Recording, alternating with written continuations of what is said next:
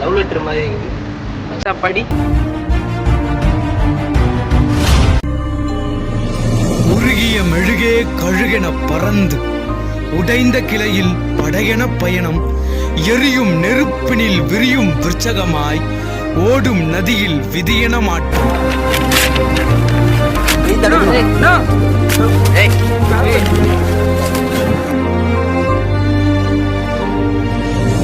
சிறகென பறந்து சருகென சாய்ந்து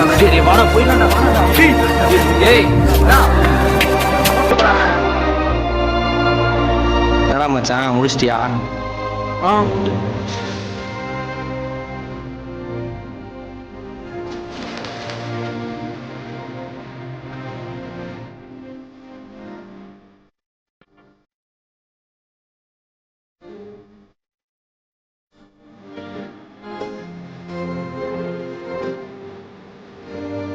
ஏய், காலேஜுக்கு வந்து ஒரு வாரம் கூட ஆகல, அவனுங்கள்ட்ட போய் சண்டைக்கு போறா. டேய், காம்படிஷனுக்கு வச்ச கவிதையை கிழிச்சு போட்டாங்கடா.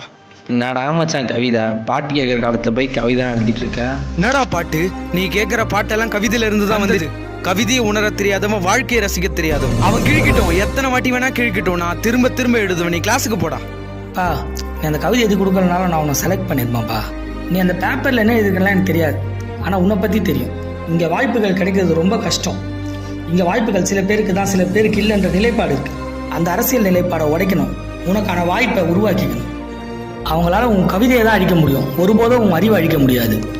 எத்தனை பேர் பேசுவாங்கன்னு நினைக்கிற உன்ன மாதிரி துணி விருகம் மட்டும் தான் போய் பேச முடியும் மேடையில். இது உனக்கான களம், போய் நின்று பேசு. என்ன உன்னால முடியுமா? மச்சான் நீ தைரியமா பண்றா, யார் இருக்காங்களோ இல்லையோ கூட நான் இருக்கேன். முடியும் சார்.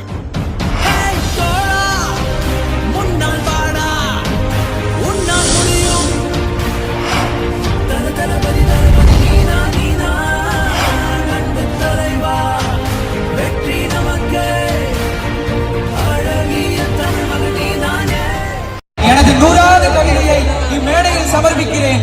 தாருங்கள் தாருங்கள் உங்கள் காதுகளை.